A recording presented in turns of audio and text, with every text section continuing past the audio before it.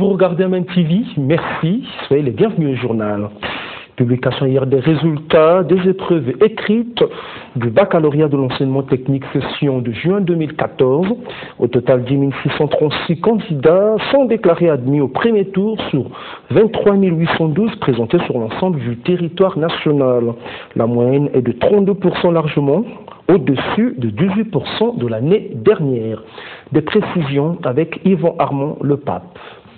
Nous sommes ici, dans l'enceinte de la direction des examens et concours de l'enseignement technique et professionnel, qui a été pris d'assaut par les candidats à cet examen d'État afin d'être en possession des résultats. Ici, portable et ordinateur à la main pour vérifier et appeler les collègues. De l'autre côté, des bousculades devant les premières listes affichées. Au finish, sur les 23 812 présents à cet examen, 10 636 sont déclarés admis au premier tour, tandis que 6 052 sont également déclarés admissibles, soit un pourcentage de 25,42%, une progression par rapport à l'année dernière où le pourcentage était de 14% qui avait connu la participation de 4006 candidats. Comme nous le confirme M. Alain Assey, chef de service des baccalauréats techniques. Il y a un travail qui a été fait à tous les niveaux parce que vous voyez que nous avons voulu évaluer tout le monde selon son travail.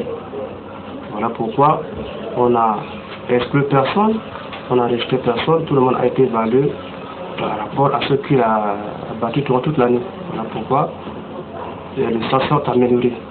Voilà. Non, mais c'est pas faible, on ne peut pas dire faible. Ce n'est pas faible. Ce n'est pas foncièrement faible parce que c'est faible si on descendait plus bas que ça. Hein. Mais pour nous, nous pensons que nous avons progressé. Ayant bien suivi leur enseignement durant toute l'année scolaire qui les ont permis de satisfaire à leur examen, certains candidats se sont exprimés en ces termes. Je suis émue, je suis contente parce que j'ai eu mon bac. Non. En tout cas, pour ceux qui ont étudié, pour ceux qui ont préparé leur bac, ça c'est fait. Je ne m'attendais pas à être admis. Parce que j'étais en S4. Cette année-ci, j'ai fait G2. J'ai eu l'examen. Le deuxième tour pourrait probablement se dérouler dans une semaine, sauf défaillance au niveau de l'organisation. Lancement hier de l'opération de déguerpissement des pancartes et banderoles des associations et partis politiques placés dans les artères principales de la ville capitale, conduite par Abraham Ibela, secrétaire général de la mairie de Brazzaville. Cette opération s'inscrit dans le cadre de l'assainissement de la ville capitale. C'est un reportage de Serge Bakola le Français rendu par Yvan Armand Le Pape. Partant du rond-point Texacola-Tchémé, en passant par Mukondo, La Base, Plateau de 15 ans, Bakongo et Makelekele, le secrétaire général de la mairie de Brazzaville et son équipe ont passé à la vitesse de croisière en détruisant les pancartes, en arrachant des banderoles, des fan-clubs, d'associations et des partis politiques qui occupaient anarchiquement les artères principales de la ville de Brazzaville. S'adressant pour la circonstance, Abraham Ibela, secrétaire général de la mairie, a signifié que cette opération a été initiée par le député maire Hugues Belondeli, dans le but d'assainir la ville de Brazzaville qui présente une mauvaise image à cause des pancartes et des banderoles placées en désordre dans les voies publiques. Il a profité de cette occasion de lancer un appel aux administrateurs maires d'arrondissement à prendre le relais de cette opération. De faire le déguerpissement de tout ce qui donne la saleté dans la ville de Brazzaville, parlons en termes plus clairs. Alors, il a encore pris une circulaire que j'ai avec moi ici, la circulaire 160, adressée à messieurs les députés maires pour arrêter ce désordre de phénomènes récurrents de poses anarchiques, des affiches, des pancartes et des fan clubs. On est en période de campagne et que même en période de campagne, il y a les textes, les lois et règlements de la République qui réglementent la publicité, tous azimuts. Par ailleurs, il a souligné que cette opération doit se pérenniser à l'instar des autres opérations comme Mbata Yabakolo. L'occasion a été tout de même favorable pour Abraham Ibela, le secrétaire général de la mairie de Brazzaville, de réitérer à l'endroit des formations politiques la circulaire de la municipalité de Brazzaville, laquelle circulaire interdit la tenue des activités à caractère politique dans les salles appartenant à la mairie. Suivez. Nous attirons après aussi une circulaire pour interdire les réunions politiques dans les salles de la mairie centrale et de toutes les communes, tous les arrondissements de la ville de Brazzaville. Donc, jusqu'à nouvel ordre. C'est l'occasion de profiter de votre micro pour lancer l'appel aux hommes politiques de ne pas insister. Il y a des salles qu'on peut louer, des hôtels qu'on peut louer, mais le constat amer que nous avons fait ces derniers temps a fait que nous interdisons provisoirement que les réunions politiques se tiennent à la mairie. D'ailleurs, elle est faite pour les mariages, pour autre chose. Les agents de l'État évoluant au ministère de l'Équipement et des Travaux publics vont bientôt bénéficier de leur avancement de 2013-2014. Une rencontre a été organisée hier en leur faveur par la commission administrative paritaire d'avancement CAPA. C'était en présence du directeur de cabinet du ministre de l'Équipement et des Travaux publics. Princilia Otato nous en fait le point. Ces travaux de la commission administrative paritaire CAPA 2013-2014 ont pour but de faire bénéficier aux plus méritants les avantages résultant des évolutions des carrières administratives des agents de l'État. Au total, 153 dossiers des travailleurs vont être examinés et traités au titre de leur mérite. Thérèse Élisie Badiekwanou, représentant du ministère de la fonction publique et de la réforme de l'État à l'ouverture des travaux. Année 2013. Services sociaux, 2 agents. Services administratifs et financiers. Administrateur en chef, 2. Administrateur adjoint, 1. Attaché des classes, 10. Secrétaire principal d'administration, 8. Agents spéciaux principaux, 2. Secrétaire d'administration, 3. Pour Bruno Nyanga, directeur de cabinet du ministre de l'Équipement et des Travaux publics, l'avancement n'est pas une faveur, mais plutôt un droit résultant de la bonne manière de servir de tout agent de l'État. Je vous demande en conséquence d'examiner en toute objectivité et sérénité les dossiers soumis à votre appréciation afin d'éviter de tomber dans le favoritisme et de faire en sorte que la commission administrative paritaire d'avancement serve essentiellement à l'amélioration effective de l'administration et contribue à la rendre encore plus performante. Signalons que c'est au bout de 2 ans qu'un agent de la fonction publique peut bénéficier de ces avancements. La situation économique nationale et internationale a constitué la toile de fond de la réunion des membres du comité monétaire et financier national tenue hier jeudi dans la capitale. Des travaux qui ont été dirigés par Gilbert Ondongo, ministre d'État, ministre de l'économie et des finances, en présence de Lucas Abaga, gouverneur de la BAC. Reportage Guy Blaise de Seydou. Au cours de cette session, les membres du comité ont pris connaissance de la situation économique internationale et nationale au terme du premier trimestre 2014 ainsi que des prévisions pour l'ensemble de l'année. Le comité a relevé que la situation économique mondiale s'est globalement améliorée au cours du premier trimestre 2014. L'inversion de la dynamique de la croissance s'est poursuivie entre les différentes régions. Le rythme de la croissance s'est renforcé dans les économies avancées au détriment des principales économies émergentes. Dans ce contexte, le Fonds monétaire international a revu légèrement à la baisse sa prévision de croissance mondiale pour l'année 2014 de 3,7% à 3,6% contre 3,0% en 2013.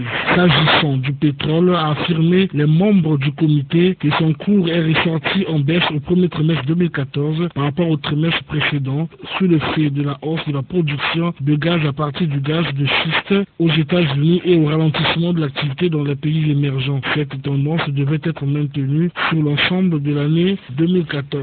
Dans ce contexte de reprise progressive de l'économie mondiale, l'économie congolaise a été globalement bien orientée au terme du premier trimestre 2014. La situation macroéconomique du Congo s'est présentée comme suit. Dans le secteur primaire, l'activité a été marquée notamment par la poursuite du repli de la production pétrolière, l'évolution mitigée de l'activité forestière marquée par une bonne orientation. Dans le secteur secondaire, l'activité a été favorablement portée par le dynamisme de la branche brassicole, la bonne tenue de l'industrie sucrière, l'évolution encourageante de l'offre d'énergie et d'eau. Dans le secteur tertiaire, les membres du comité ont noté une bonne performance du trafic maritime et routier ainsi que du commerce général en dépit des évolutions mitigées enregistrées sur le trafic ferroviaire, aérien et fluvial. En politique, la campagne de structuration des organes de base intermédiaire de l'Organisation des femmes du Congo de la Fédération de Brazzaville s'est poursuivie le mercredi dernier à Makelekele. Au terme d'une assemblée générale élective, Philomène Kenzo a été élue présidente de l'EFC de l'arrondissement 1 de Brazzaville-Makelekele. Jean de Paris-Baltimalo. La mise en place de ces organes de base intermédiaire de l'Organisation des femmes du Congo permet de redynamiser ce mouvement féminin du Parti congolais du travail au niveau de Brazzaville. Aussi, une manière de se préparer pour les futures batailles électorales. Ce mercredi, les femmes de l'OFC Makelekele ont tenu leur assemblée générale élective, à l'issue de laquelle Philomène Kenzo a été choisie pour présider aux destinées de cette organisation dans le premier arrondissement. En effet, ces femmes ont mis sur pied un conseil d'arrondissement de 7 membres et un secrétariat de 111 membres. La présidente élue reconnaît la lourde tâche qui l'attend. Aujourd'hui, nous sommes avec l'OFC. C'est une tâche pénible qu'on m'a confiée. Mais je ne vais pas travailler seule. C'est l'union qui fait la force. En collaboration avec mes 6 camarades du secrétariat, on va travailler. Je vais conduire la délégation telle qu'il se doit. Les travaux de cette assemblée générale élective ont été patronnés par Antoinette Kebi, secrétaire nationale chargée de l'organisation et de la mobilisation de l'OFC. Le Conseil des ministres qui s'est réuni mercredi au Palais du Peuple s'est prononcé sur 7 points, entre autres 3 projets de loi, 3 communications et des nominations. Au terme d'un échange fructueux, le Conseil des ministres a approuvé le projet de loi portant loi de finances rectificative pour l'année 2014. Et pour plus d'édification, suivons Bienvenue au Kenny, ministre de la Communication, porte-parole du gouvernement.